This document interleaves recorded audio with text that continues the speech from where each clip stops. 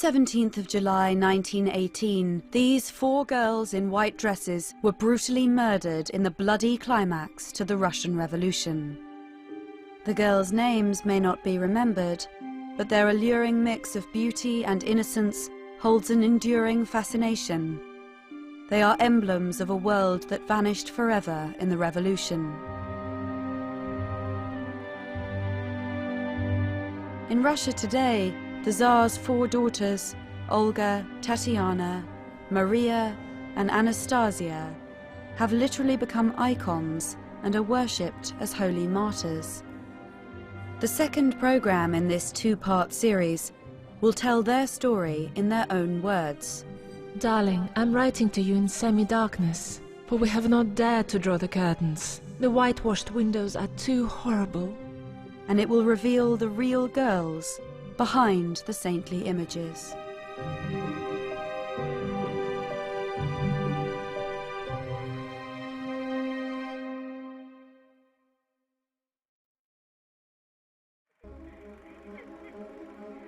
By 1914, the 2 eldest Romanov sisters had grown from little girls into young women. Olga was now 18, and Tatiana 16, and the time had come for them to fulfill the ultimate duty of all royal princesses and be married off to eligible princes. With their winning combination of blue blood and beauty, it seemed that the world would be their oyster. I think there's an inherent similarity with Diana being the most photographed princesses of their time, the most marriageable, attractive, desirable young royal princesses in Europe. These fairy tale princesses seemed to lead a charmed life. But behind the happy family photographs, their childhood was far from idyllic. Although Nicholas was a devoted and indulgent father, he was an ineffectual Tsar, and as opposition to his rule had mounted, his family had been forced to retreat to the safety and security of their imperial palaces. The girls' freedom was further constrained by their mother, Alexandra, who maintained an iron grip over their young lives and raised her daughters in the shadow of their little brother, Alexei, who had the life-threatening condition haemophilia.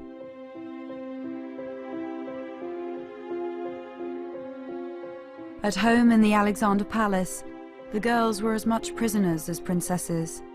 They rarely went out, had few friends, seldom saw their extended family, and knew nothing of the real world beyond the palace gates.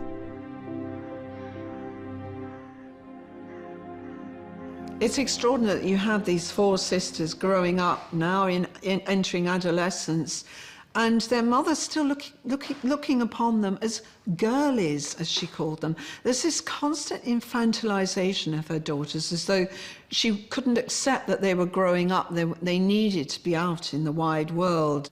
It's as though she wanted to keep them locked away from that. It was almost a convent-like existence. So these girls, even as they were growing up, with Olga at 18 and Tatiana at 16, they were still much younger than their years because there was no outside contact, there was no real outside experience. When it came to the opposite sex, the girls had always been most interested in the officers of the imperial entourage and the sailors on their royal yacht, the Standard, who they had known since childhood. Though these could never be more than teenage crushes, to marry so far beneath themselves would have been quite unthinkable. But when the search for suitable husbands began in earnest, it soon became clear that Olga and Tatiana were ill-prepared to mix with the Grand Dukes or princes who were their social equals. You get this extraordinary sight of the Tsar escorting his 2 oldest daughters to these swish balls during the centenary year and in 1914, and they don't know anybody. And they gravitate towards the officers from the Standard or the imperial entourage. And this caused an awful lot of disapproval in St. Petersburg society. They seemed such ingenues, so lacking in social accomplishments, so innocent, so childish, really. In the summer of 1914, whilst most of Europe was preoccupied with thoughts of the impending war, the four sisters were more concerned with matters of the heart. The Tsar and Tsarina thought they might have found a royal match for Olga in Prince Carol, the heir to the Romanian throne, but their eldest daughter would take some convincing. Olga was really rather horrified that Carol of Romania had been suggested as a prospective bridegroom, because he had quite a reputation as a ladies' man. He wasn't really ideal material so far as Olga was concerned, and she was actually quite definite that she wasn't having anything to do with it. In June 1914, the Romanov family paid a visit to their Romanian counterparts. This was intended to be an opportunity for the dubious Carol to win over the reluctant Olga. As the families posed for an official photograph, Olga, sat at the far right-hand side of frame, kept her distance from Carol, at the back, and paid far more attention to the baby on her knee than to him. And just in case he hadn't got the message, she and her sisters had concocted a cunning plan to ward off any Romanian advances. They had all spent time lying in the sun before going across to Romania and were quite sunburnt, and it was something that the Romanians immediately noticed with horror. Royal princesses do not have sunburn and look like sunburnt gypsies, and they were very disapproving of the fact, and in a way the Romanov girls were triumphant, because this was a deliberate conspiracy on their part, that none of them should be attracted to Prince Carol and none of them should have to marry him and leave home. The sisters might not have felt there was much urgency to the hunt for a husband, but within a few weeks of their return home, any thought of marriage or of leaving Russia had become a distant dream. On the 19th of July, the German Kaiser declared war on Russia.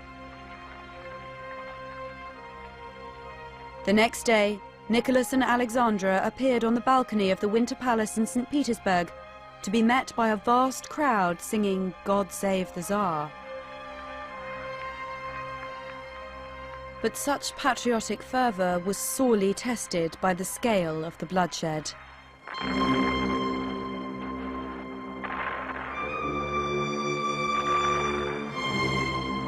In the first 5 days of fighting alone, 70,000 Russian soldiers were killed or wounded. To deal with the unprecedented scale of casualties, thousands of European women from all walks of life volunteered as Red Cross nurses, and the Tsarina and her 2 eldest daughters eagerly joined their ranks. This wasn't a matter of just donning an apron and mopping a fevered brow and holding hands by the bedside. This was real, hands-on nursing and everything that it involved, seeing people with horrible mutilations and wounds. Within a couple of weeks, the girls were observing amputations, and it was throwing them in absolutely at the deep end. These were very protected girls who had never seen anything of human suffering, really. The sisters Romanova, as they were known, worked on a special ward of the hospital at Sarko Selo, caring for wounded officers. Although it was only a short drive from the Alexandra Palace, for the girls, the hospital was another world. It did give them a taste of what normal people were like, really. In fact, one day, they sent the car for them without the lady-in-waiting present.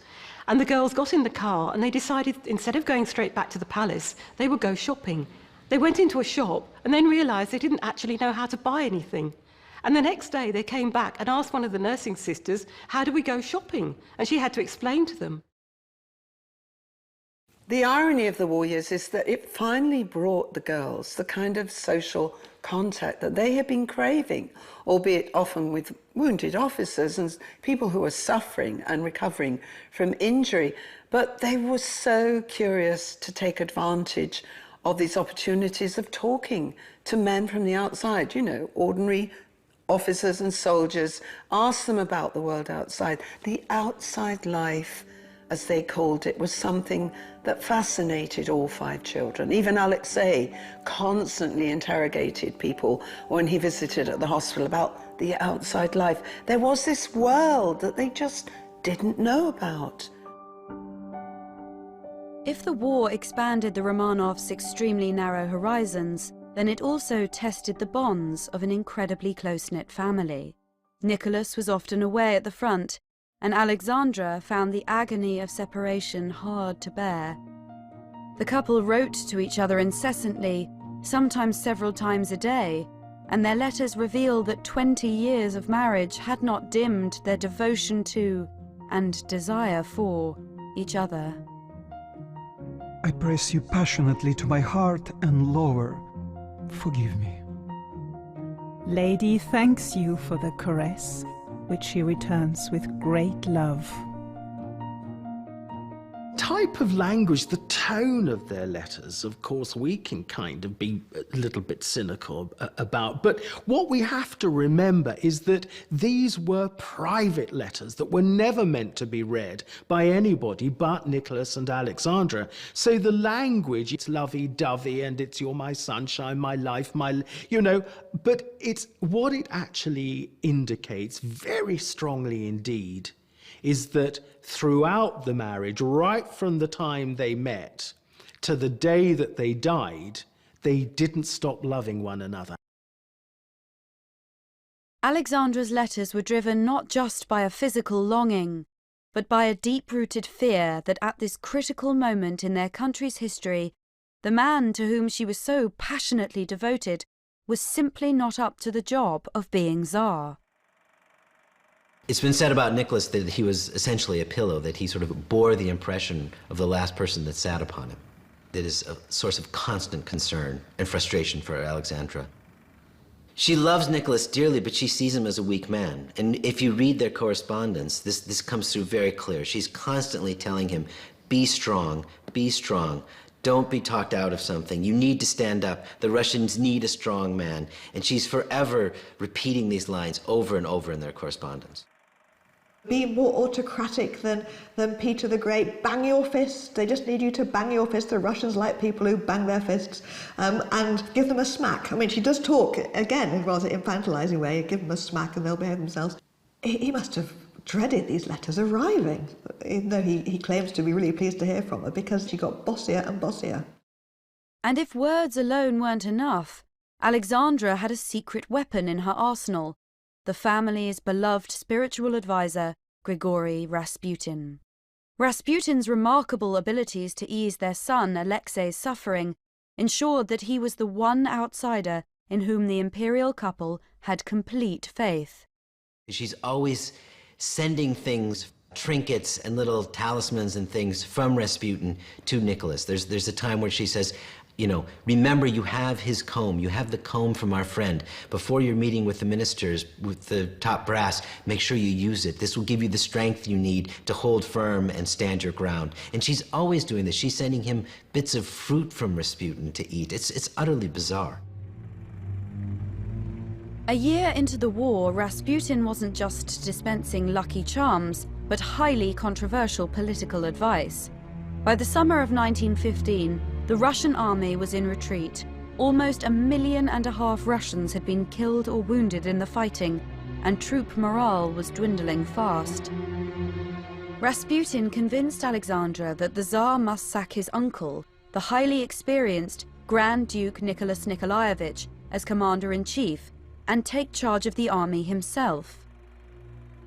And in fact, when the Tsar told his mother, the Dowager, that he was thinking of getting rid of Nicholasha, she said, everyone will think this is at Rasputin's bidding.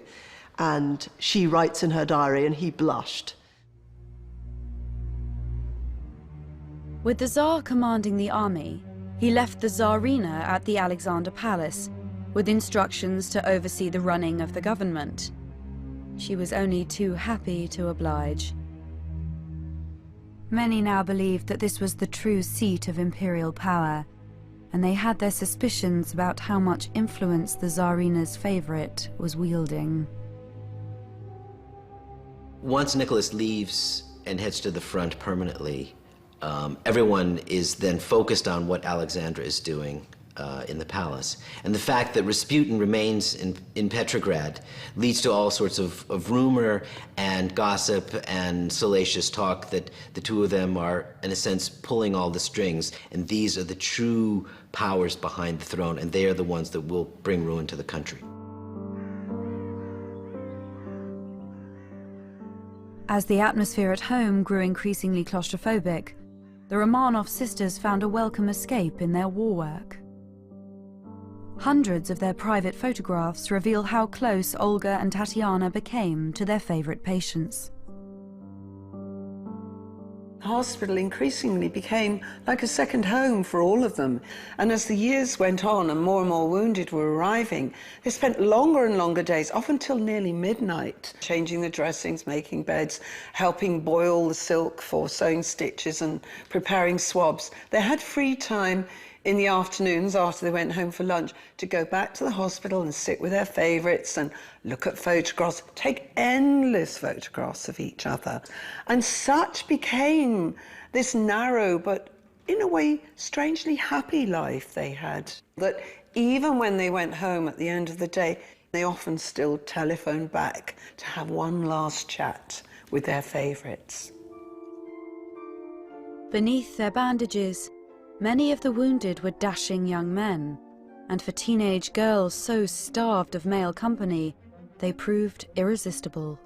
It's rather amusing when you look at all the many photographs taken of Olga and Tatiana at their hospital during the war years, with their favourite officers, their favourite wounded, that most of these young men were rather dark, swarthy Caucasian types with big twirly moustaches, men from Armenia or Georgia, with a certain kind of exoticness. Some of them even, I think, were Muslims. They seemed to fall for those kind of dark, enigmatic, swashbuckling looks, much more than your rather austere Northern European Russian types. In May 1915, a wounded Georgian officer, Dmitry Shakbagov, was admitted to the hospital. He was a sweet and bashful character, and Olga and he were soon smitten with each other. But love had scarcely had the chance to blossom when disaster struck, and Mitya recovered and was sent back to the front. It's kind of an irony, really, that he had to get seriously wounded again for Olga to see him later in the year. But when Mitya Shakbagov was brought back quite badly wounded a second time, her world lit up again, and she was happy, and she was smiling, and she found every possible excuse to be at the hospital. And this was the sum of her life, her world. Olga filled her diary with references to her beloved Mitya. 13th August. Clean the instruments with Mitya, the darling, sitting next to me. 29th August. Went to Vespers. Mitya, the darling, also came. Such absolute joy. Thank you, God. 7th October. Sat for a long time with Mitya. But her position meant that there was no hope this passionate affair could ever be consummated. I think if Olga had had her wish to marry and live quietly in the country, she would have wanted to marry a man just like Mitya, an ordinary man rather than a prince, an ordinary Russian soldier. It's rather sad that the one thing Olga really wanted to do was hardly likely to happen. I mean, she was an imperial grand duchess. She was going to have to make a grand marriage. Olga's thwarted romances only exacerbated the bouts of depression she suffered during the war, which was so severe that she was treated with the period cure-all of arsenic injections. I think part of the cause might have been her relationship with Mitya, the fact that she was besotted by this chap, and that she knew that it really and truly it wasn't going to go anywhere. Dmitry finally left the hospital at the beginning of 1916, and Olga never saw him again. But to the very end of her life, she carried a flame for him. She's clutching at straws for every shred of news about Mitya, how he is. And towards the end of the year, is thrilled to meet his mother and says, oh, it's wonderful. I have a little piece of him. I've met his mother. And as late as the beginning of 1917, almost one of her last diary entries, she's recording his birthday. And when he first was admitted to the hospital, he did find a very special place in her heart, I think. Behind the scenes, private passions might get the better of the sisters Romanova, but in public, the Tsarina and her daughter's war work was meant to serve an important propaganda purpose, although it didn't always create quite the right impression. There was a need for the imperial family to put out a good message, good online message, you know, and there was a photo opportunity done for the Empress and her daughters.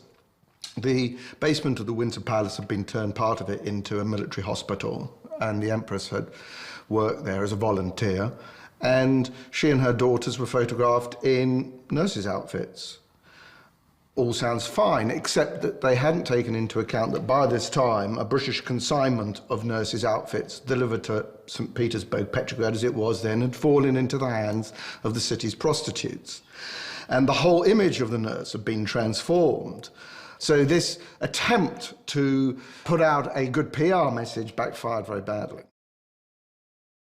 But it was the family's close association with a man of Rasputin's notorious proclivities that caused by far the greatest damage to their reputation. Amid the isolation of the Alexandra Palace, the Tsarina seemed oblivious to rumours which made a mockery of her much vaunted morality. The Empress really becomes the key political figure in the capital, and she loves this role. She likes the fact, as she boasts in her diary, that she's the first woman in Russia to receive ministers since Catherine the Great. And maybe she sees herself playing that sort of role. But in reality, she's much more playing out the part of Marie Antoinette on the eve of the French Revolution. Completely unpopular, with all sorts of rumours circulating around society of her sexual shenanigans with Rasputin. All of this was very damaging because these ideas of sexual corruption in the court became a sort of metaphor for the political corruption of the monarchy as a whole. But Alexandra had such faith in Rasputin that she was willing to turn a blind eye to reports of his increasingly embarrassing sexual misdemeanours. Rasputin had a bad incident in Moscow where he sort of exposed himself in a nightclub, and he boasted that he was sleeping with the Tsarina. When the Tsarina heard about this particular incident and other ones, she thought that there was a sort of double dressing up as Rasputin, pretending to be him, just to discredit him because he was so close to the imperial family. And it wasn't just the Empress herself who was implicated in the gossip. Her innocent children were tarred with the same brush. It was said that Rasputin had had his wicked way with the Romanov sisters. Cartoons appear around St. Petersburg, lewd cartoons of the Tsarina with Rasputin. School children are singing songs. It's as though there is suddenly no holds barred in what you can say about Rasputin and the Tsarina.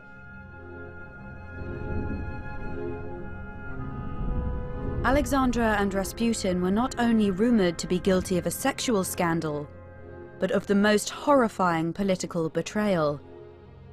The true allegiance of the German Tsarina was called into question, and even ordinary Russians, whose loyalty Nicholas and Alexandra had taken for granted, now seemed to have lost all faith in their Tsar and Tsarina. There's a great conviction that Rasputin and Alexandra, remember she is a German after all, are actually spying and working with the Germans to conclude a separate peace and sell out the Allies. And this is a very, very widely held belief. This is not some lunatic fringe. This is conspiracy beyond anything we in the West can imagine. The degree to which it extended throughout all of society was simply unprecedented. I think historians have tended to sort of belittle all of these rumours about Rasputin as a bit of tittle-tattle, and it's interesting but not really part of the revolutionary story. But I don't agree with them, because by 1915, when these rumours take off, there's a revolutionary crisis. And in a revolutionary crisis, what matters is not what's true or not. There's no reliable information. Newspapers are censored. People don't know what to believe. What matters in a revolutionary situation is what people believe. And these rumours were believed, not just by ordinary people in the streets, not just by peasants, but they were believed by statesmen. They were believed by foreign ambassadors. Buchanan, the British ambassador, Palaiolog, the French ambassador, are repeating these rumours as if they were true to their governments. So these rumours take on a real political power and become very damaging to the monarchy. Shut away in her palace, Alexandra's commitment to the man widely believed to be at the root of Russia's problems never faltered. But with the Tsarina insisting that her weak-willed husband follow every one of Rasputin's political pronouncements, the government ground to a halt. Ministers were no sooner appointed than they were sacked. In little more than a year, 5 different prime ministers, 4 different ministers of the interior, and 3 different war ministers all came and went. And nobody was more conscious of the looming political crisis than the extended Romanov family. If the Tsar would not stand up to his own wife, they would. I think you could call the Romanovs at this point probably one of the great dysfunctional families of all time. The degree to which no one trusts anyone. They're talking behind each other's backs. It's a recipe for disaster, and it's remarkable the degree to which they have allowed this to happen, that they don't realize that they need each other. On the 16th of December 1916, members of the wider Romanov family finally made their move. That evening, Rasputin disappeared in Petrograd. Anastasia recorded in her diary, Father Grigory went missing last night. They're looking for him everywhere. It's absolutely dreadful. That night, the sisters were so upset that the 4 of them shared a bed. 2 days later, they heard the news they had dreaded. Rasputin had been murdered. It was Olga alone who recognized that his death might be a blessing in disguise. It's interesting, of the 4 sisters, Olga seemed always the most sensitive to the wider political situation. And she had sensed, I think, for quite a while, that there was a certain malevolent influence about Rasputin that was not a good thing. And perhaps there was a need to kill Rasputin because he'd overreached himself with their mother and his influence over her. But what upset her was the brutal way in which he was murdered. Rasputin was poisoned with cyanide-laced cream cakes, shot, and then bludgeoned to death in the cellar of the Moika Palace, home to Felix Yusupov, the heir to Russia's greatest fortune. For the imperial family, it wasn't just the gruesome details of the murder that was so shocking, but the fact that his killers were intimately known to them. Yusupov was married to the Tsar's only niece, and his co-conspirator, Dmitry Pavlovich, was even closer to Nicholas and Alexandra, and had once been considered the ideal husband for Olga.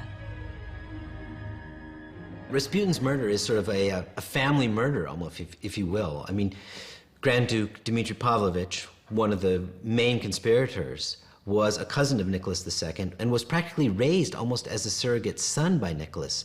So this was sort of treachery at a most intimate, personal level, and clearly struck at the very heart of Nicholas and Alexandra when they learned the degree to which the people that they had allowed in, and very few people were allowed in to them and to be close to them, these were the ones who then sort of thrust the dagger and struck at a person in whom they had placed all their faith and hope.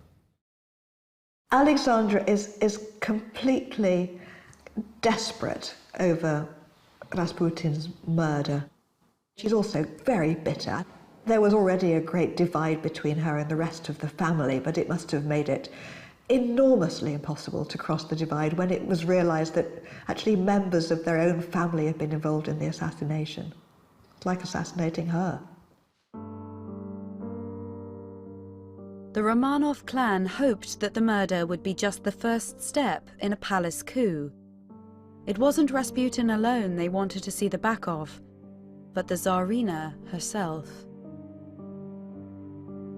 Rasputin's murder was part of a larger plan. It wasn't simply one murder that they were planning, but it was sort of a larger way of trying to neutralize, not just obviously Rasputin, but Alexandra as well. That there was talk that she would be sent to a convent and forced to take orders as a way of getting her out of the government, of again, fighting these dark forces, and thus allowing Nicholas, they hoped, to stand up and take complete rule of the country.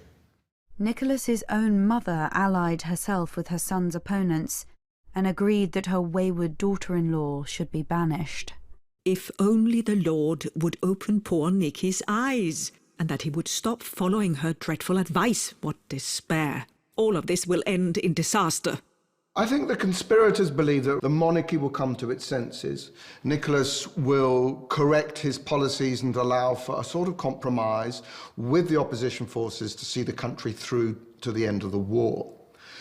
But, you know, in assassinating Rasputin, they bring about quite the opposite, because Nicholas and Alexandra withdraw even further into seclusion and will have no truck with any talk of reform. So that by January 1917, we have a really hopeless situation in which there's no possibility for any compromise at this late stage.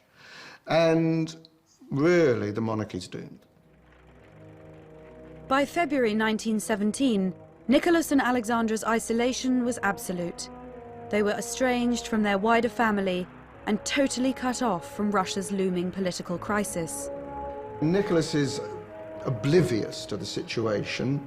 He's out at headquarters, and his diary, you know, it's still filled with the usual stuff about who was at dinner, games of dominoes still. He's more concerned that a couple of his daughters have measles than with the reports that are now coming in February from General Khabalov about disturbances in the capital. And he's not prepared to make any concessions at this late stage. On Sunday, the 26th of February, the Tsar ordered the use of military force to put down protests in Petrograd, but the capital soldiers chose instead to side with the people. The following day, the Petrograd garrison mutinied, and a disturbance became a revolution.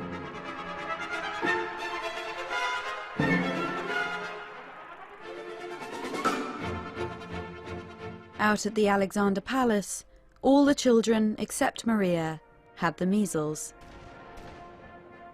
From their sickbeds, they heard gunfire and the playing of the Marseillaise coming from the town barracks, but the Tsarina insisted they should not be told anything was wrong until it was impossible to keep the truth from them.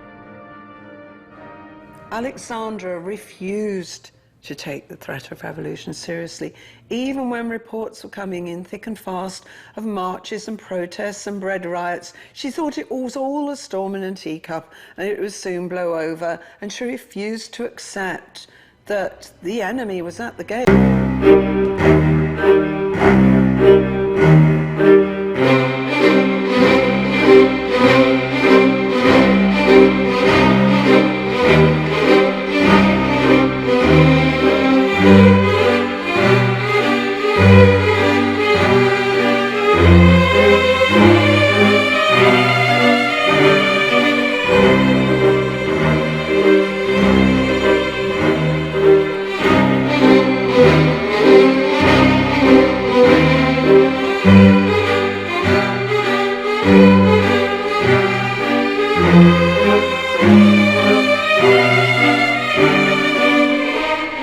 That the revolutionaries would come and take her mother away.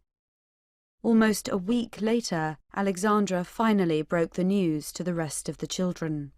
It was Alexei who was the most perplexed by it all.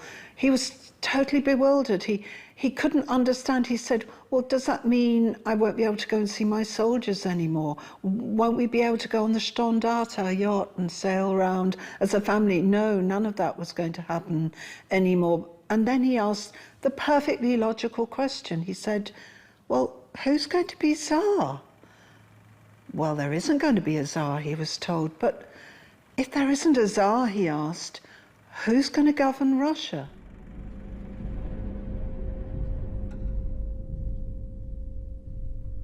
On the 9th of March, the former Tsar, or Colonel Romanov as he was now known, came home to a palace that was now a prison. The provisional government had placed the Romanovs under house arrest. For a family who had always sought to distance themselves from the outside world, their isolation was now strictly enforced. They were not allowed to leave the palace, to receive visitors, to use the telephone or telegraph, and their letters were even checked for invisible ink. For the children, life in this world turned upside down was a rude awakening. Derivenko, who was one of Alexis's sailor carers, lifted him, protected him from hurting himself. And there was a sort of role reversal, which was horrible because he started shouting at Alexis, giving him orders. He was quite overweight, Derivenko, and Alexis used to shout, "Look at Fatty, run." And then all of a sudden, Fatty's turning around and saying, "Pick up your own things." The family could only go outside under armed guard and were not allowed to stray beyond a small area of the Alexandra Park. This bridge marked a frontier which they could not cross. To compound their humiliation, the captives became a visitor attraction. Hundreds of curious onlookers flocked to the park gates, eager for a glimpse of their fallen royals. But for a dethroned autocrat, Nicholas seemed remarkably accepting of his new life. In a way, abdication was an enormous relief for Nicholas. He accepted it with an extraordinary sort of equanimity. It was almost a sense of indifference. One of the commandants at the palace said that he was like the lowest form of plant life, you know, unreacting. He was like a human oyster, so clamped up, so introverted, that nothing, he showed nothing on the surface about how he felt about this momentous event in his life.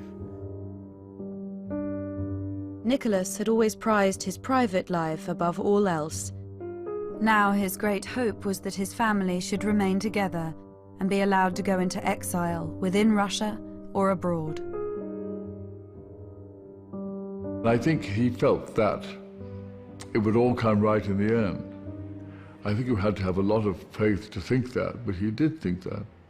And don't forget, his family, or his connections, his cousins, were so widespread. He knew them all very well because they had spent time with him. He traveled a lot.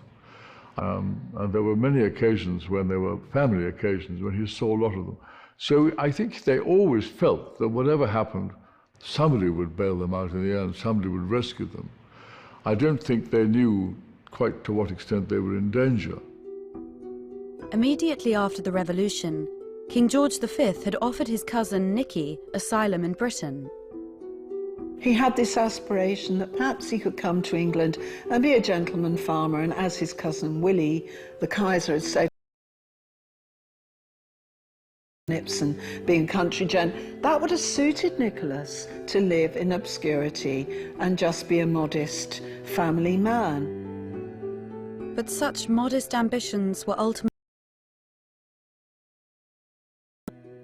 If they had acted quickly, if both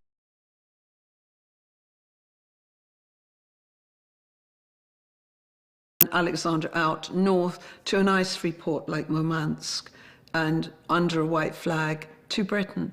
But the tragedy was the children were far too sick to be moved, and that's really the ultimate what if. If the children hadn't been ill, might they have been able to get them out to safety? By the time the children recovered, cousin George had had second thoughts and withdrawn his offer of asylum. The family's future was now more uncertain than ever. If Nicholas and the children were coping with the dramatic reversal in their fortunes, then Alexandra was not. Under house arrest, she grew increasingly melancholic. After their attack of the measles, her daughter's hair had begun to fall out, and they had all had to shave their heads, Alexei joining in to show solidarity. But when their mother was confronted with a photograph of her daughters, proudly displaying their bald heads. She was horrified. She thought they looked like those condemned to death. After almost 5 months under house arrest, the family left the Alexandra Palace for the last time on the 1st of August. Nicholas wrote in his diary, "The sunrise that saw us off was beautiful. We left Tsarskoye Selo at 6:10 in the morning. Thank God we are all safe and together." At the Alexandrovsky station, they boarded a special train. Its final destination was unknown. All the family had been told was to prepare for a long trip east and to pack plenty of warm clothes. For the children, this would be their first sight of a homeland they hardly knew. The empire that their father was Tsar of was so vast that anything beyond the limitations of White Russia, i.e. Petersburg down to Moscow and a bit beyond, were unknown to the children. It was such a vast place. So this great hinterland of endless forests and great flat horizons that they entered on that long 4-day train ride through to Siberia was a whole different world that the children had never seen. Anastasia described the journey for her tutor, Sidney Gibbs, in her somewhat broken English. The first day was hot and very dusty. At the stations we had to shut our window curtains that nobody should see us. On the way many funny things happened. And if I shall have time, I shall write to you our travel further on. Goodbye. Don't forget me.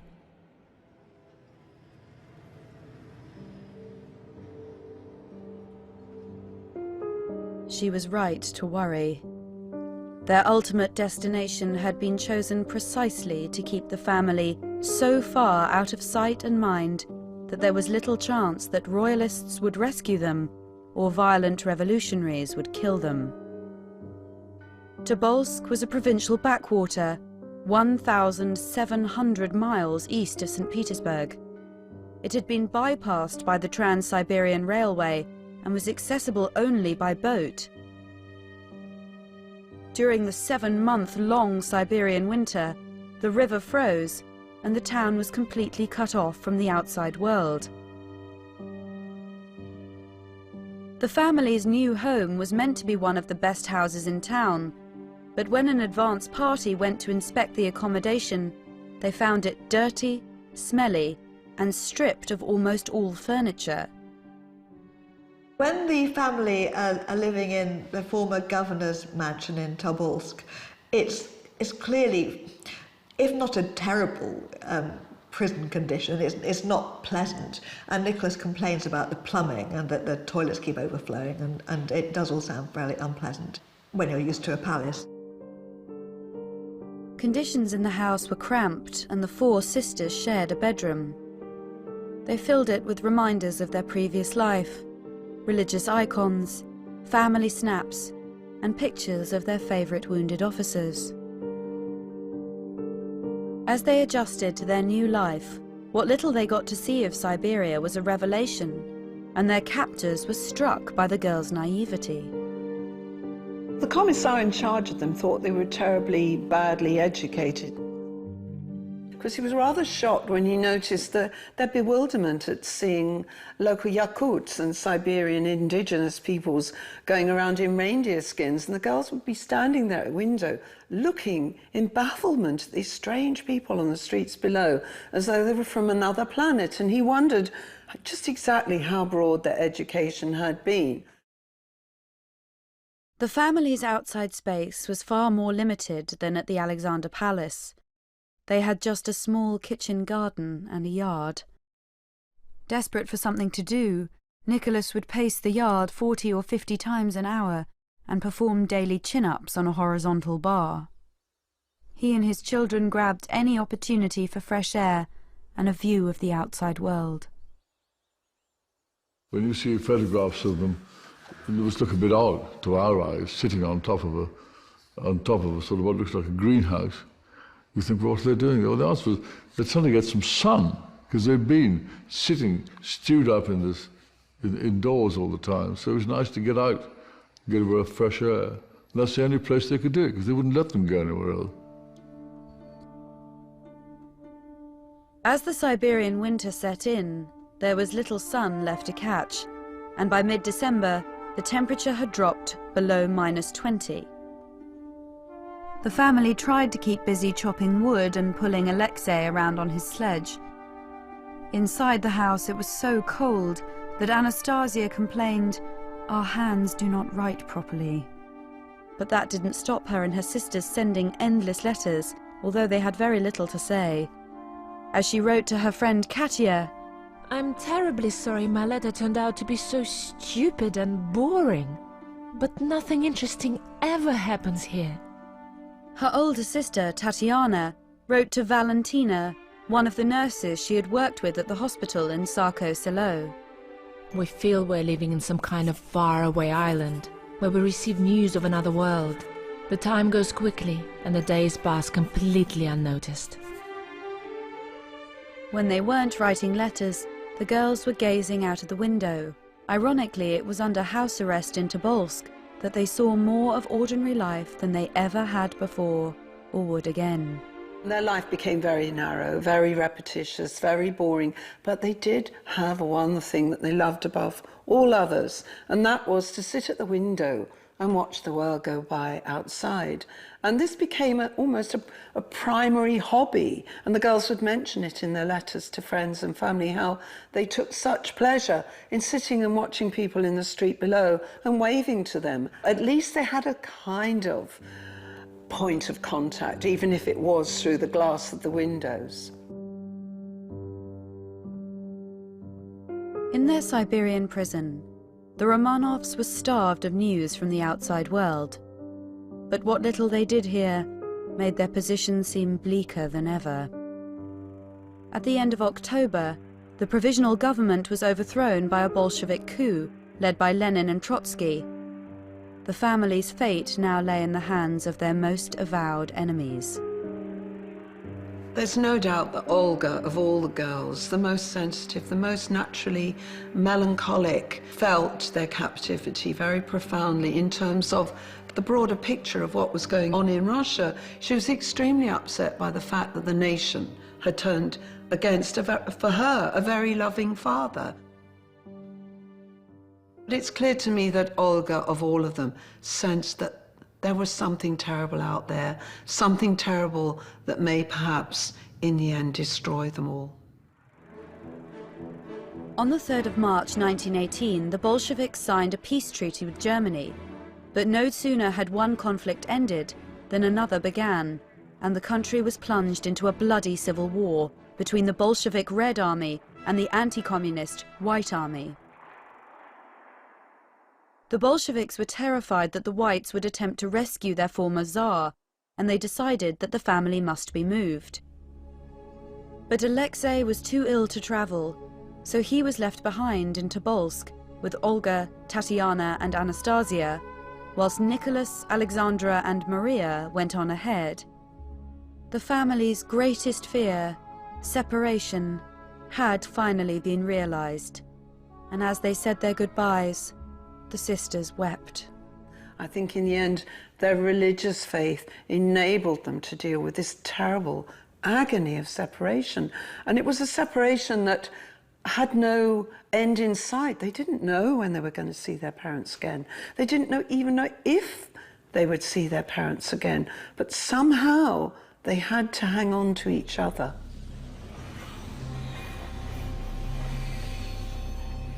Nicholas and Alexandra expected to be taken to Moscow, the new Bolshevik capital, but instead they found themselves in Russia's third city, Ekaterinburg, more than 1,000 miles east of the capital.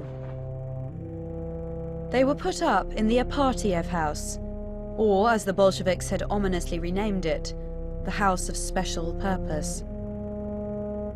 The house no longer exists, but where it once stood, the Church on the Blood has been built in honor of the Romanov sainthood. It was consecrated in 2003 and has become a major pilgrimage site. Once they're moved to Yekaterinburg and incarcerated in the Apartiev house, it's no longer house arrest. It must have felt much more like prison. The house is surrounded by a high wooden fence. There are guards. They have to be accompanied by them to go to the toilet. They are insulted. There is obscenity, graffiti on the walls. It must have been threatening. They knew that something had changed. They knew that their political drama was moving towards some sort of resolution which was not likely to be good for them. In Tobolsk, the sisters had at least been able to watch the world go by from their windows, but in Ekaterinburg, even that small freedom was denied them. Maria wrote to her siblings, "Darling, I'm writing to you in semi-darkness, for we have not dared to draw the curtains. The whitewashed windows are too horrible." On the 20th of May, her 3 sisters and Alexei began the journey to Ekaterinburg by boat. During that trip, their English tutor, Sidney Gibbs, took the last known photographs of the children. A lady-in-waiting, who joined them on that voyage, was struck by the change in Olga during her time in Tobolsk. She had turned from a lovely, bright girl of 22 into a faded and sad middle-aged woman. On the 23rd of May, the sisters were reunited. After a lifetime spent in virtual captivity, their imprisonment was now total. There is no semblance of real life at all. You know, the girls to try and do something about this unending boredom are taught by the cook to make bread rolls. They take great delight in washing handkerchiefs. The end is kind of coming closer and closer, and I can't believe for one moment that they didn't have some idea of what was going to happen. As they struggled to adapt to their new situation, the sisters found comfort from a most unlikely source. The girls had always been drawn to soldiers, whether the sailors on the royal yacht or the wounded officers they had nursed, and their jailers were no exception. One thing becomes very apparent in the Apachev house, that brief hot summer, is that they're all going stir crazy. You have 4 hormonal young women, plus a probably menopausal mother, and a sick brother, all hemmed in, crammed in with each other. It's clear that those girls, in their frustration and their boredom, saw the officers surrounding them as the only kind of point of contact, the only form of entertainment or human associations. Of all the 4 girls, Maria had always been the most open, the most friendly, the most engaging. She loved the company of soldiers. She, of all the sisters, seemed the most susceptible within the Apachev house to making friendships that perhaps would worry her parents. Maria was treading a fine line, one that was crossed on the 26th of June, her 19th birthday, when one of the guards, Ivan Skorohodov, brought in a cake for her. Relations between captor and captive had become dangerously close. It was clear that fraternization was going too far, that the guards were being too kind, getting to like the girls, developing a relationship with them, and the girls with them. And it was at this point that there was an extreme clampdown on this fraternization between them and their captors. The guard was instantly dismissed and jailed, but Maria suffered a more subtle punishment. During the Romanovs' final weeks, the incident created a rift within this most tightly knit of families.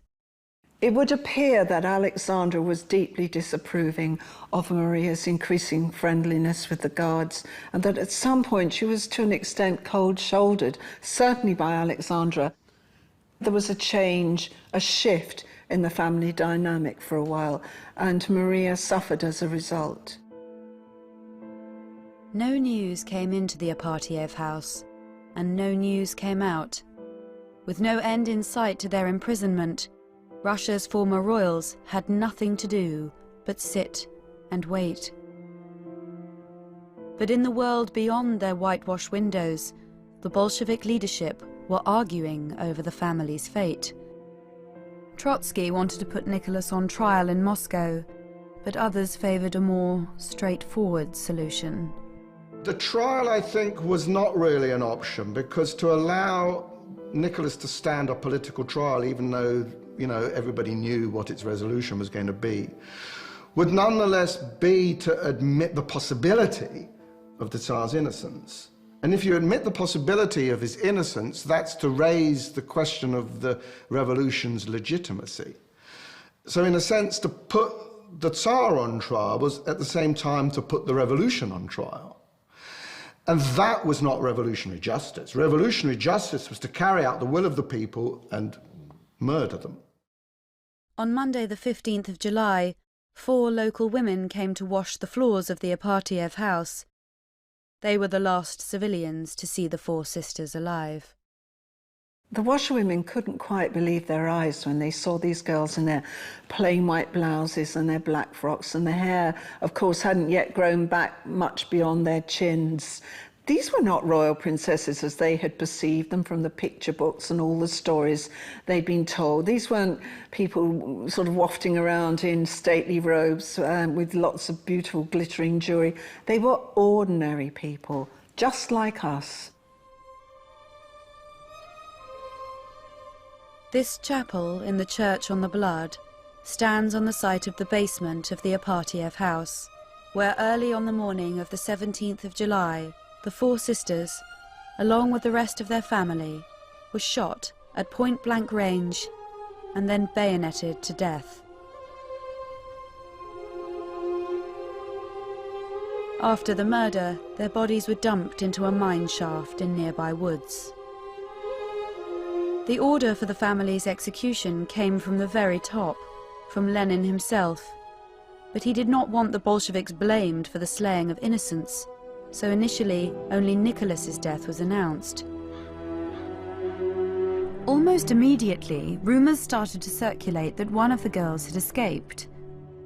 The story of the sister who survived became one of the 20th century's most enduring myths.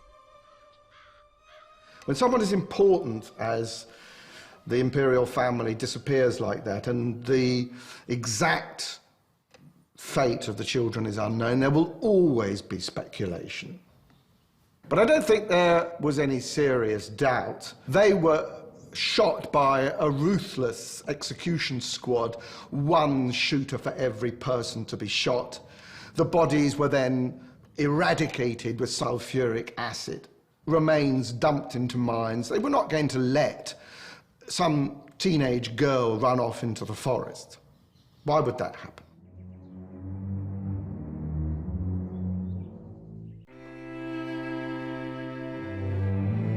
When they died, Olga was 22, Tatiana 21, Maria 19, and Anastasia 17.